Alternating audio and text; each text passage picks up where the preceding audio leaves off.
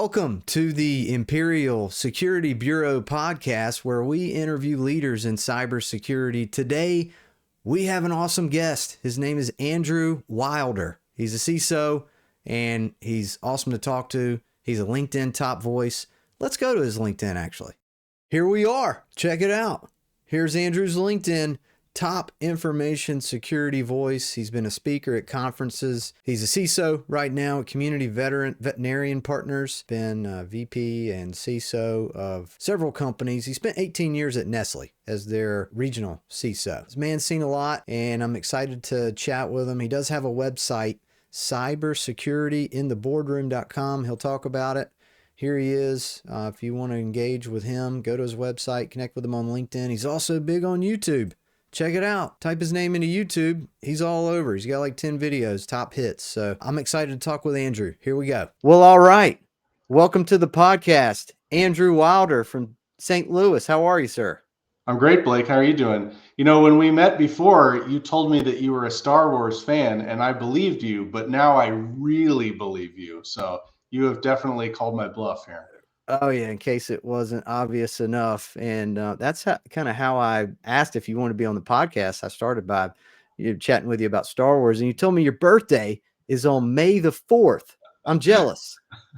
Yes, Blake, may the 4th be with you. You know, the funny thing is I've been a Star Wars fan since I was a little kid, and I didn't realize until my 30s that my birthday was on Star Wars Day, because apparently it wasn't a thing until fairly recently. So it's great to know that now and be able to celebrate it with everybody on my birthday.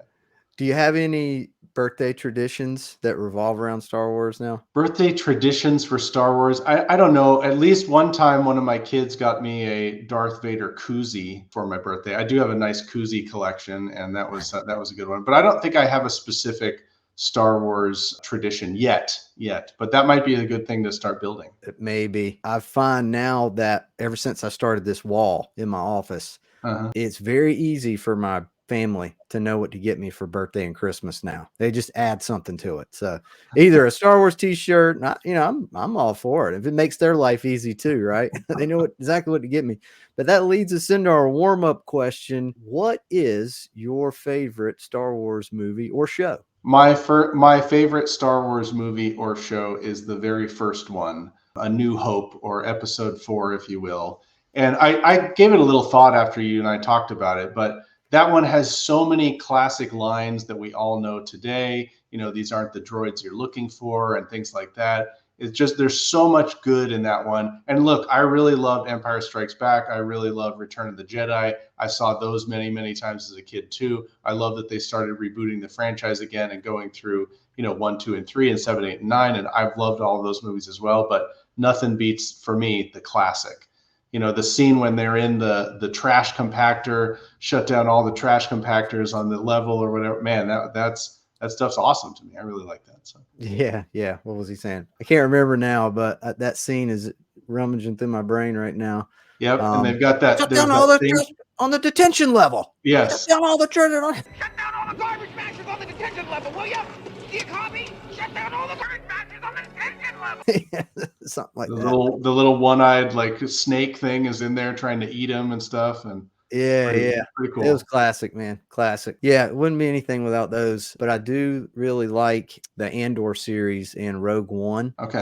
Kind of the build up to how they steal the Death Star plans. Those turned into my favorite, but can't have those without the classics, of course. Yeah, and the shows have been epic. I love that they've done that, and like Baby Yoda and all that stuff. Those are really cool. And I'm very happy that somebody has decided to make one of my favorite childhood movies into this huge thing that has all kinds of shows and movies behind it. It's great. Well, hey, I noticed that you are a top voice on LinkedIn in the information security space. So kudos to you. I'm curious, do you have like a content strategy or something that you follow or recommend for that? So I do have one that I recommend to other people. I wouldn't say that I'm really great at following it myself, but I used to listen to this podcast called Boardroom Bound.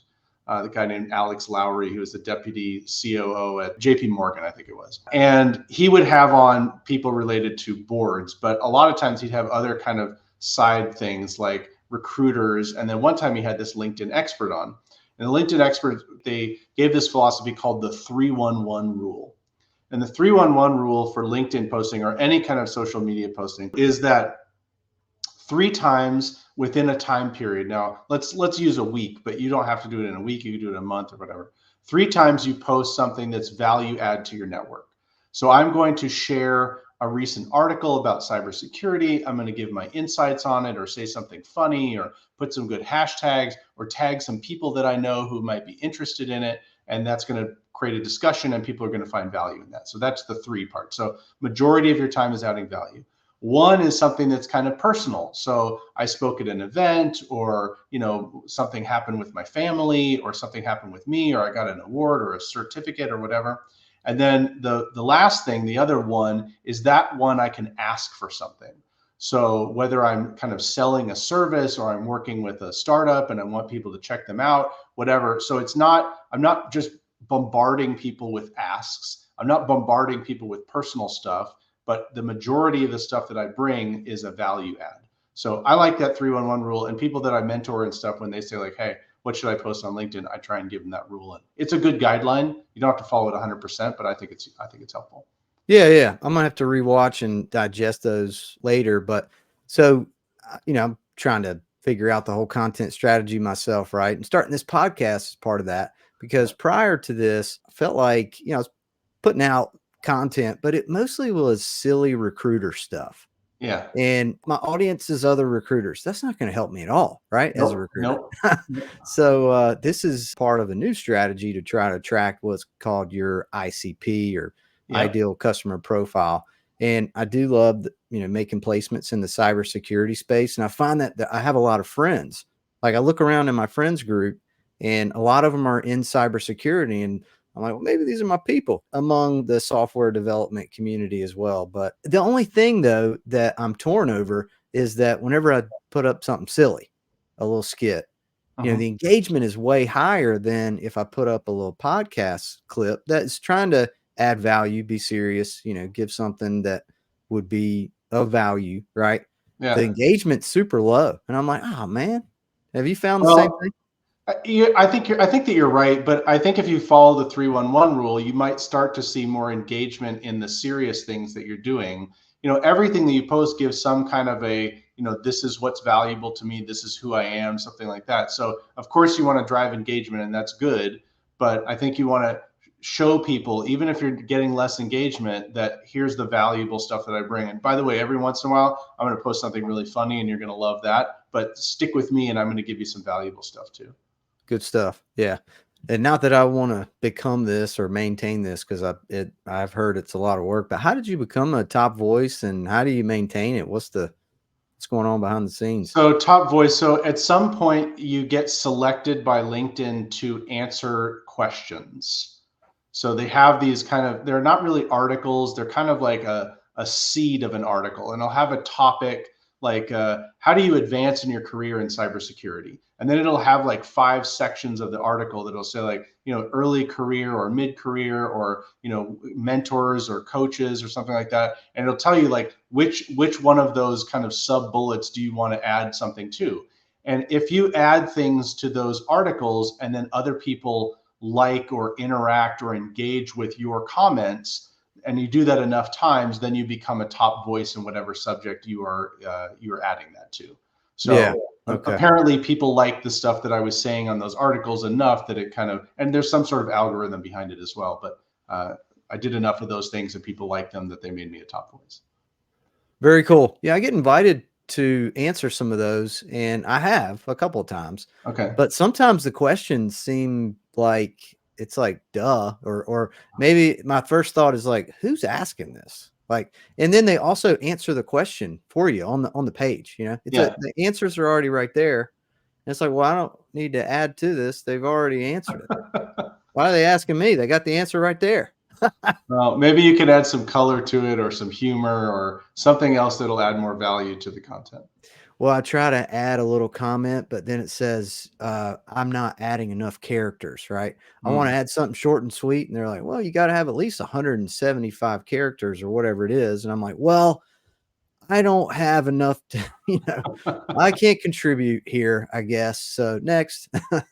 Well, hey, moving on. So Can you tell us your story? How did you land in cybersecurity? Well, I've got two versions of the story, and not because I tell the story differently somehow, but I have like a 1 minute version and I have like a 5 minute version.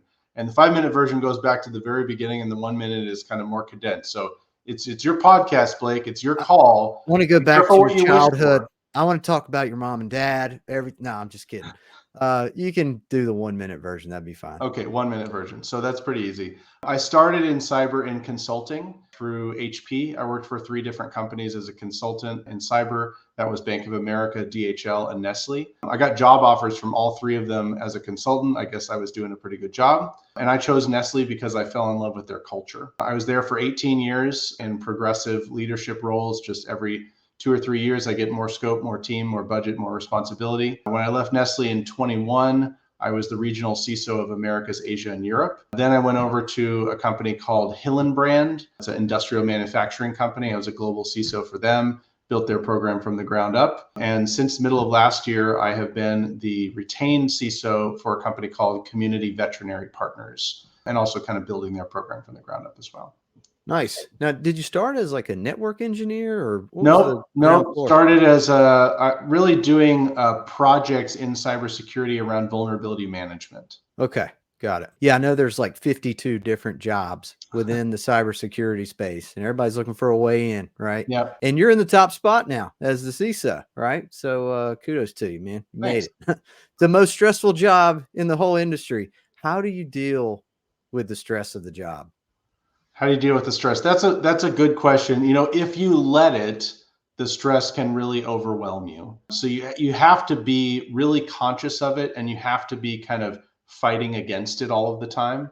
My boss, who was the global CISO at Nestle, would remind us all the time, like, we are not the Department of Defense, right? We're a global food company, but it's not like the absolute end of the world. So don't kill yourself trying to do it. Obviously, he wanted us to deliver and deliver well and fast and with quality and all that stuff, but it's a good kind of check yourself reminder. Now, obviously, if you do work for the government, or you work for some other company like a bank or something like that, where you really need to be stringent on it, there's some more stressful things. But if you work for almost any other industry outside of those two, you can always remember that it's a little bit less stressful. Now, I think one of the other ways to combat it is to be really well prepared. They say the best time to plan for an incident is when you're not in the middle of one. So having really good policies, really good procedures that you have rehearsed, that you have written out and agreed upon ahead of time, that really helps you when the stuff hits the fan, so to speak. I'm a big proponent of really good policies, really well written incident response plans and playbooks, and making sure that you execute on those, because that also helps you to not forget really important stuff when you're doing probably the most important part of your job, which is that IR piece. Good answer. I noticed a bullet point in your LinkedIn. It mentions the fact that you've increased cyber maturity at a company from 52% to 85%. How do you measure that, the cyber maturity? Yep. So this company is a private equity owned company, and the private equity group has their own cybersecurity assessment tool. It's based on the CIS 18. I've used very similar tools myself, where you just kind of do t-shirt sizes on the CIS 18. You look at the different controls and you rate yourself, and you come out with a numeric figure. In fact, back in 2012 at Nestle, I created this thing called the Security and Compliance Index, a very similar process. So we look at all 60 of our business units across about 80 different controls, and then we come out with a composite score. So when I started at CBP, they had a relatively low score, kind of medium score on that. And then we looked at, what is the low-hanging fruit here? Like, what are the key things that we can do to do the biggest bang for the buck, add the biggest amount of value in terms of cyber maturity? Very cool. You'll have to check that out. What are you focused on lately? What am I focused on lately? Well, one thing I'm doing a lot lately is working with cybersecurity startups. I think it's a great thing for a few different reasons. Number one is it really helps you to stay on the cutting edge of cybersecurity and technology and what's coming out there. It can be really valuable for a company that you're at, because you can bring in what would be a $100,000 or $500,000 piece of software for like next to nothing, right? Because you get in at an early level, you become a design partner or something like that. And then it's almost like having a highly skilled development team that's working for you that you're paying, peanuts for to get in it. And you can help to influence that and make that product better so that everybody in the industry benefits, because when they finally get the tool, you've been able to put that input into it. And of course, all of those things that you do are valuable for the founders, for the people who work for those companies, to helping them build a better product and help to protect the world with it. So I think those are really fun things to do. And I like working with those different startup companies, and they seem to like working with me. So that's a lot of fun for me as well. Interesting. Yeah. And the majority of my time working with smaller companies like that as opposed to the enterprise, but it's a good mix of both, honestly. There's one company that's caught my attention called Praetorian, and it's a Star Wars reference, right? The Praetorian Guard.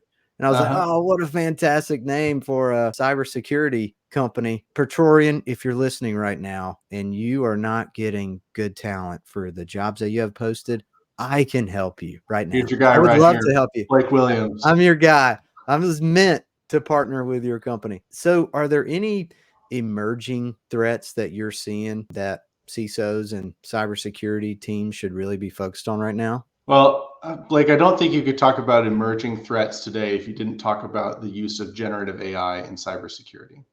So when I look at it, I see three parts of it. Number one is the good part, right? That's the part where your cybersecurity team is using generative AI as a tool to help you, to make your tools better, to make your team better, to make those incident response plans better, all of those things. So using it as a positive side.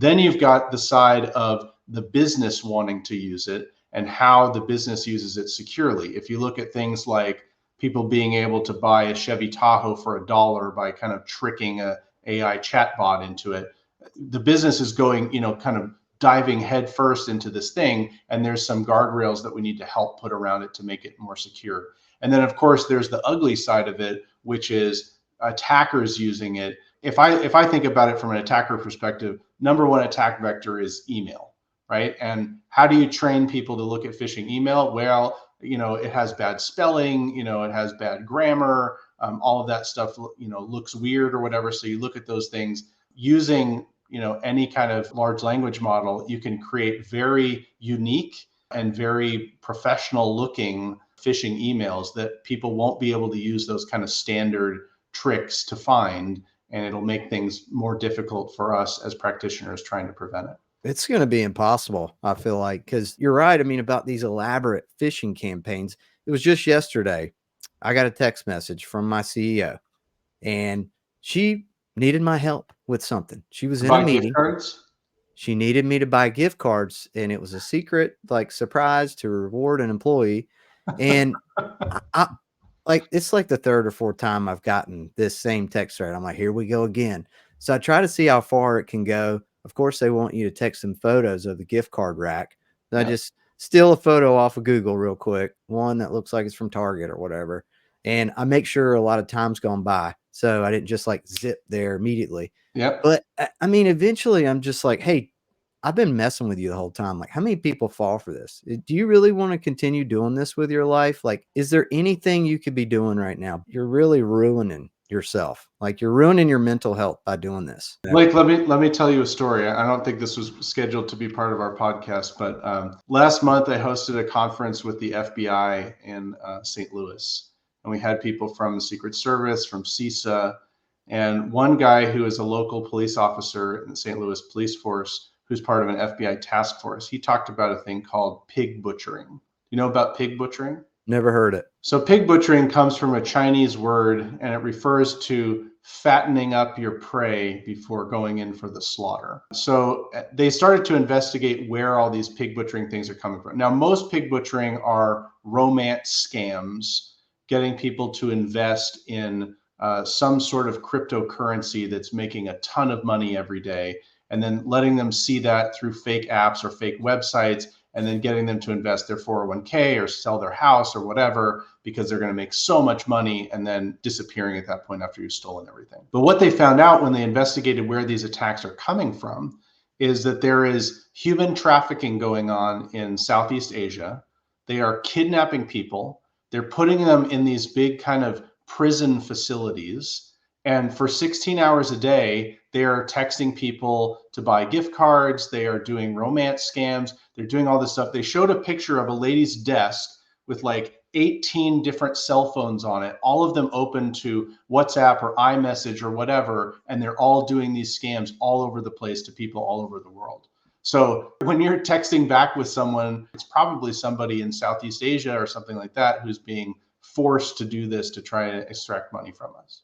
That's awful. That thought never occurred to me that they were being forced to do it. Yeah. And some of the replies were kind of vicious. They were like trying to pretend that they were my CEO, getting upset with me for disagreeing to and not agreeing to do what they say.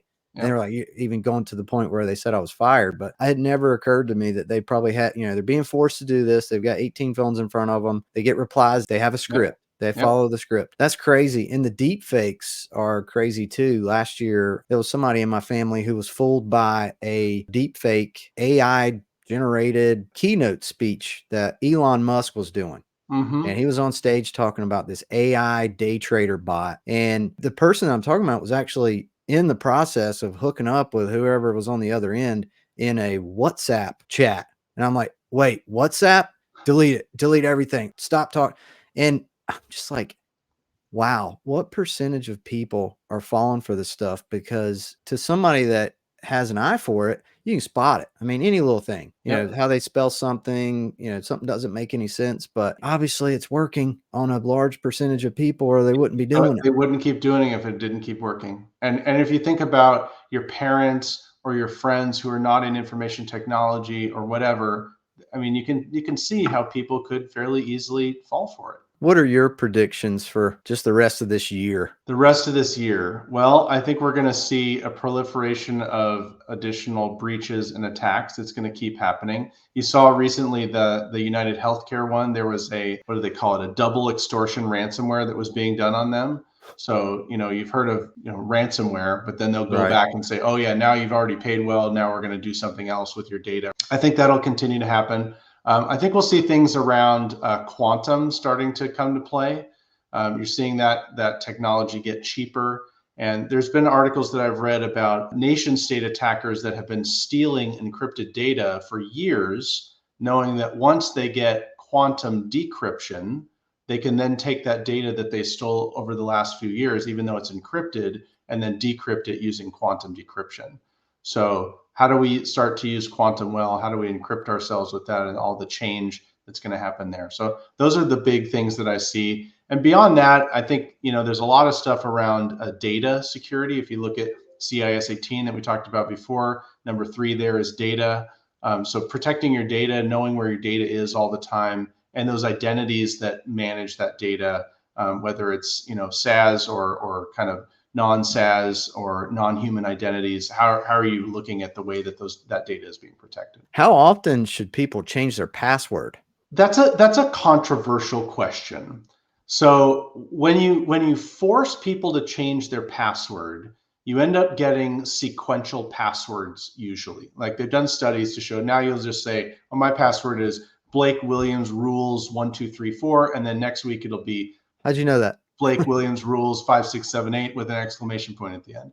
So what you don't want to do is force people to have sequential passwords. So my take on it is people only need to change their passwords if there's any indicator that a password has been compromised.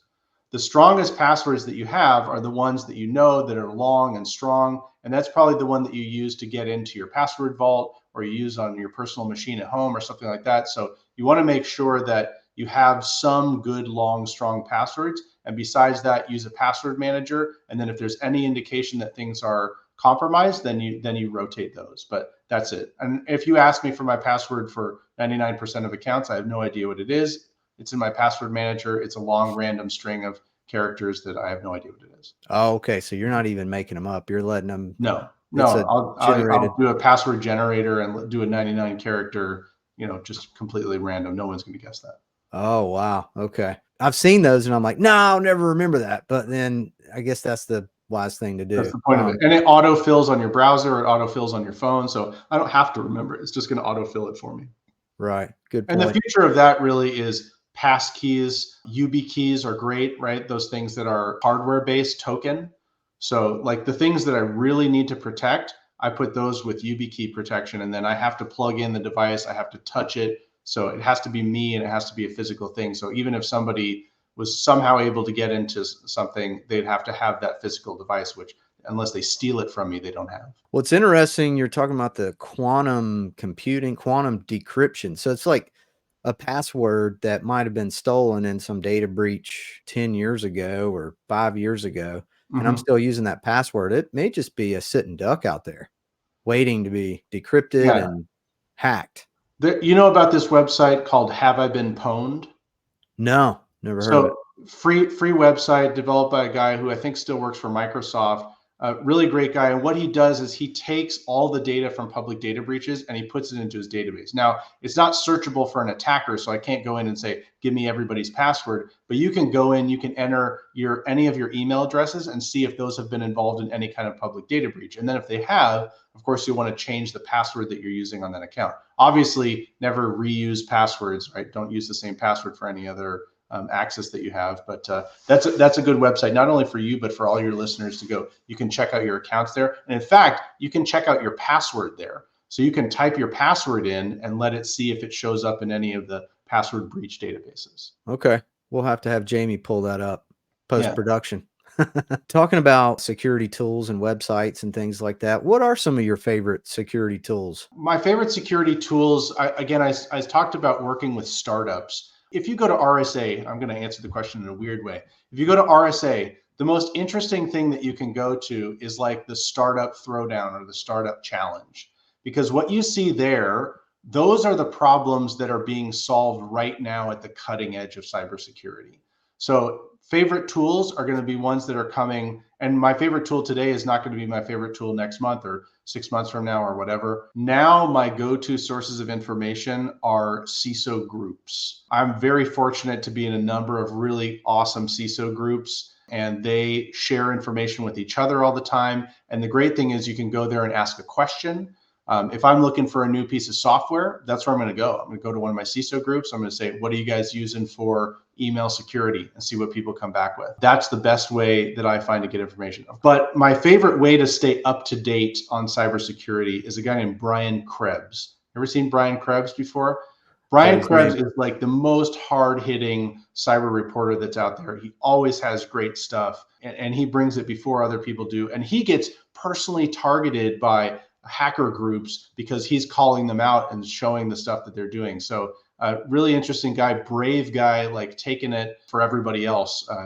Love Brian Krebs, big fan. Interesting. Yeah, he's a Robin Hood of the cybersecurity community. I have to maybe try to get him on the podcast. You should do that. Krebs, if you're listening, you're invited. You're getting a LinkedIn message right now, matter of fact. Do you have any advice for entry-level cybersecurity career seekers? Sure. I always have advice for entry-level cybersecurity career seekers. First of all, congratulations. Thank you for joining us. You're going to be happy that you did. It's a great field to be in. The first thing I encourage people to look at is go beyond pen tester or SOC analyst, because many entry-level cyber people that I talk to and mentor, that is what they're going for. So if you look at things that are outside of that, you can set yourself apart. You want to be in GRC, asset management, disaster recovery, cloud security, application security. These are ways that you can set yourself apart from many other candidates that are trying to get into the field. The second thing is get experience in any way that you can, whether it's projects that you're doing at school, projects that you're doing yourself that you can show, you have a GitHub page or something. Go and do free internships, give free cybersecurity services to local businesses, nonprofits, people that need it, that have a mission that you agree with. And if you can, get a paid internship or an apprenticeship or something like that, because experience is key here, right? Many entry-level cybersecurity jobs are requiring like 3 years of experience. And how do you get that if you can't get that first entry-level job? So go get experience any way that you can, and then look at the things outside of just the standard SOC analyst pen tester. Great advice. If you're building a cybersecurity team from scratch at a new company, what would your ideal team look like? What would my ideal team look like? So I've had the most success with the most diverse teams. And not just diversity in terms of ethnic diversity, but diversity in terms of thought, experience level, all of those things. So one thing that I would do is I would start by building an internship program. Interns are great for a number of different reasons. One is it's a great talent pipeline because those folks come in, they learn, they do stuff, they meet the team, they go on and graduate, and then they come back and join, and they already have that kind of knowledge of everything that's going on. I would also build an apprenticeship program, because apprentices are great. They're people who are career pivoting. They're hungry for it. They're excited. They really want to do it. And again, you can get them for significantly less price.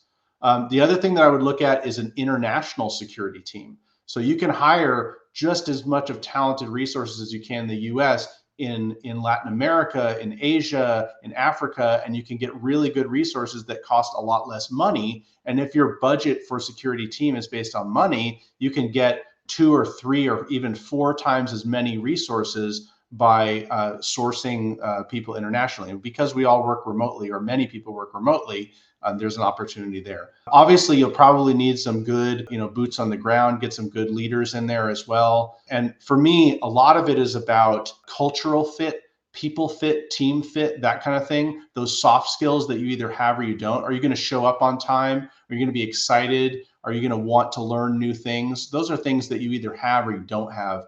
I can teach you how to be a good cybersecurity professional, but you got to show up. You got to be excited. You got to be ready to learn. So that would be my ideal team, I guess. Very good. It's hard to be very well-rounded in the cybersecurity space because there's so many different jobs. How do you typically differentiate between the job duties when it comes to your standard cybersecurity engineer and then application security engineer, and then the term DevSecOps engineer? Yeah. When does it become a DevSecOps engineer? A lot of times people who work on application security are people who worked on application development before, and they have some kind of an aptitude for security. So they understand the development side, and they can help other developers understand how to make it more secure. I think when you talk about a DevSecOps person, a lot of times DevSecOps are different teams, right? You have developers and you have security, AppSec security people, and you have operations people.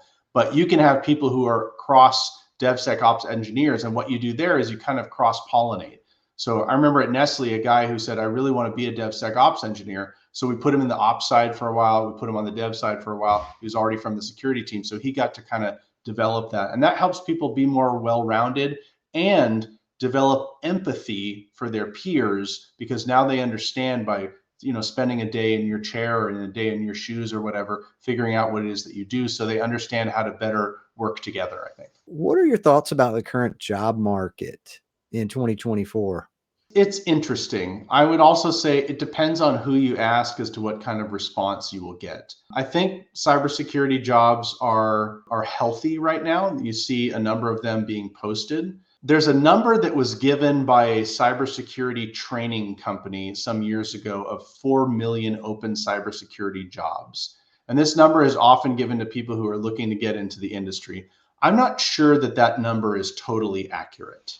I'm just going to leave it at that. So I see there are more positions being posted. Are all of those real positions? I'm not totally sure. Sometimes you can play games to say, oh yeah, I'm going to post this job and never really end up executing on it. But I think it's a healthy market. I think if you have the right skill set and you're willing to look for the right things and do the right things, I think you can find it. Obviously, there's more people at the higher level of skilled cybersecurity people who are looking for jobs, but it's an interesting place today. We'll see where it goes. Yeah, I found it interesting. Yesterday, I was chatting with somebody on LinkedIn, a contact of mine from a major Fortune 500 company here in North Carolina.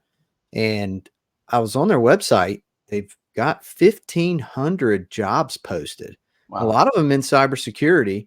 And I've got a ton of candidates right now. So I was trying to let them know, hey, if you guys are struggling on this one and this one, I've got 6 people right now. And he just replied back, hey, man, we're on a freeze. For the last 2 weeks, we've been on a hiring freeze, and all of our projects have been put on hold. I'm actually looking for a job right now. And you wouldn't believe how often that I hear stuff like that. Is I'm out trying to open up doors, land new clients, and the number one response I get is, hey, actually, I'm looking for a job. And it's awful right now. Yeah, especially in large companies, that hiring freeze thing is very common. I've seen a lot of these reorgs where, really talented, skilled people are getting laid off because they're outsourcing things or commercializing things or whatever. So it's that part is definitely hard. Yeah. Hopefully the layoffs are over, but I have a big fear that they're going to continue. But I'm trying to stay positive, Let's stay positive. No negative thoughts. No negative thoughts. So I love talking about the movie Leave the World Behind because it Yeah. had such a big impact on me. I spent a bunch of money trying to prep for the end of the world, after seeing that. And it was so concerning. Have you seen the movie and do you have I any have. thoughts about it? I wasn't a huge fan of the ending of it. Like, it was a really interesting movie, right? You're like, what's going on here? Really cool stuff. Didn't love the ending very much. I think they could have done that better. But that happens a lot of times in really good movies where they're just not sure how to really end it properly. But it definitely made you think. I didn't run out and buy a bunch of doomsday preppers stuff, but it was a thinker for sure, and very interesting. And my wife and I really enjoyed watching that one. If you have to guess, what do you speculate happened between the board at OpenAI and Sam Altman to cause the chaos there that happened? I'm going to blame it on like bad board governance. I've taken a lot of courses and read a lot of books in the last probably 2 or 3 years on board governance. Another different question you could ask about that is what happened with the board at the one with the lady from Stanford who made that blood testing technology, Oh, right? yeah. And if you looked at that board, it was loaded with people who are like really good. And all of them were kind of buying this thing. So I think it had to do with bad governance, right? Like not following the processes right, not doing the right things. I guess I don't have a great story on why that happened, but I think it's due to bad governance, if you ask me. Yeah, it just worries me because they're so cagey about it. And I've even watched them on podcasts and he just kind of brushes over it, no details. And I'm like, wait a minute, you guys, I feel like they discovered something and, it hasn't been released yet or anything, but they discovered something and it's going to have a massive impact and they're arguing over what they're going to do about it, how they're going to handle it. And, whether it's AGI or not, just gets my mind racing. Yeah, my inner conspiracy theorist, I'm actually afraid that AI eventually all the jobs are going to be taken. The robots are going to take over. And I mean, all the unemployed people, what are we going to have left to do? I mean, we're going to revolt and wage war against them, just like in the movie Dune, right? The story. And what happens there? They destroy all the AI. They make it illegal to have it, period. Yeah. And I mean, at some point, what are we going to do with ourselves? I mean, I feel like we may just end up playing video games and being each other's therapist. Everything else is going to be done by the AI. A lot of companies right now, they struggle with their interview process. They add 5, 6, 7, 8, personality tests and the technical, live coding exercises. And, now we're going to do the on-site interviews. In your opinion, what is the best interview process that nets the best results for both parties?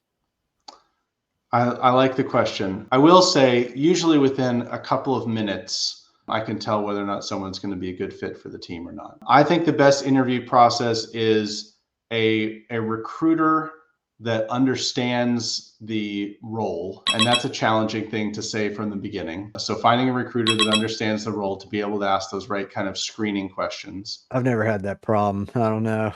But yeah, maybe someone else will relate. And then I think what you want to do is a hiring manager interview as the first one. And then after the hiring manager interview, what I like to do is a peer interview.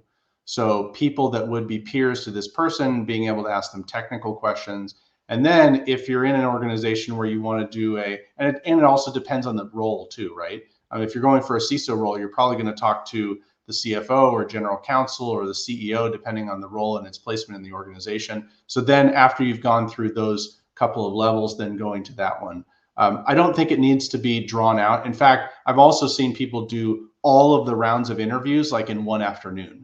So you come on site, you've already done the screening with HR, then you meet the hiring manager, you meet some peers, then you go talk to the CFO or what have you, and then they can make a decision by the end of the day. I've done some of these personality tests and aptitude tests and stuff like that. It's kind of stressful for the candidate. You want to make sure that you do really well on it. Does it really help, or does it really do much of a big deal? I mean, I've always passed them and got on to the next part of the interview. So, and usually they won't give you your results either. So that's kind of frustrating. Like, tell me how well I did. I want to know. A lot of the feedback that I hear from my peers, especially going for CISO roles, is that they've done like 15, 20 rounds of interviews and then not getting selected. And then how much time have I invested, and how difficult was that for me? And I don't know. I mean, fortunately for me, I've never gone through 15 or 20 different rounds, but that's too much. If you're doing that, you're not making decisions well. Yeah, the most I've ever seen is 11. So 15, 20. 11 sounds I pretty would bad. have bowed out. If I try to encourage companies to keep it to 2 or 3. 2 or 3 is totally reasonable. Yeah. I mean, plus maybe an HR screener or something, but yeah.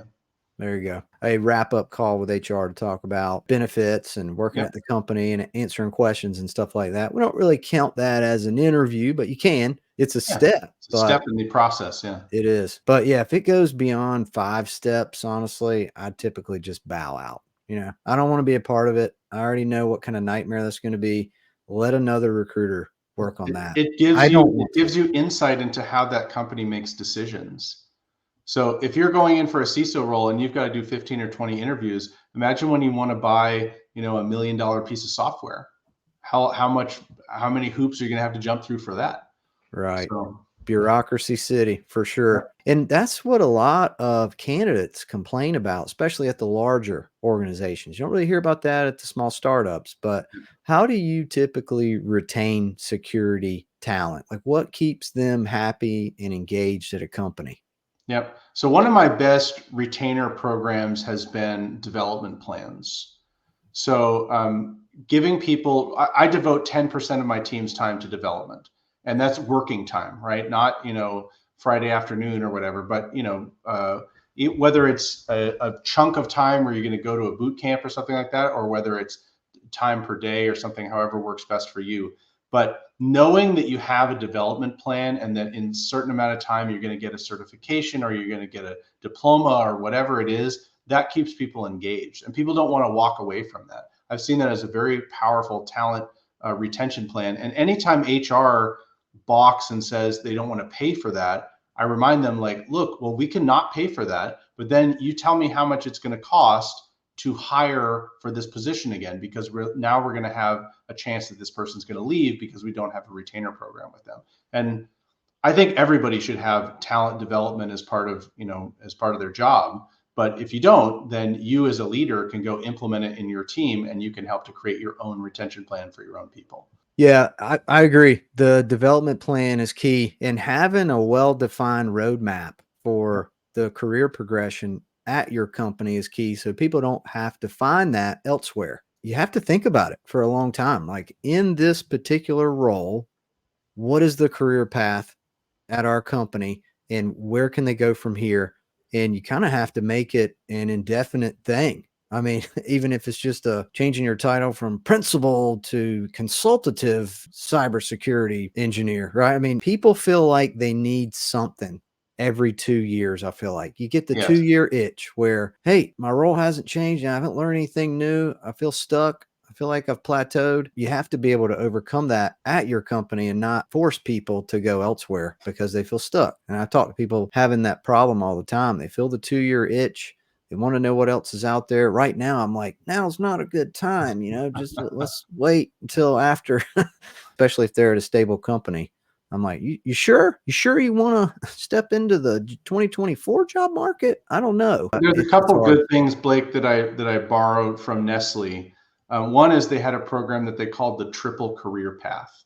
So most people think that the career path is a leadership career path, right? You're going to be a team lead or a supervisor or a manager or a director or whatever, and that's how you're going to go through the organization. But Nestle said, look, there's 3 ways that you can progress in your career. One is through the traditional leadership path.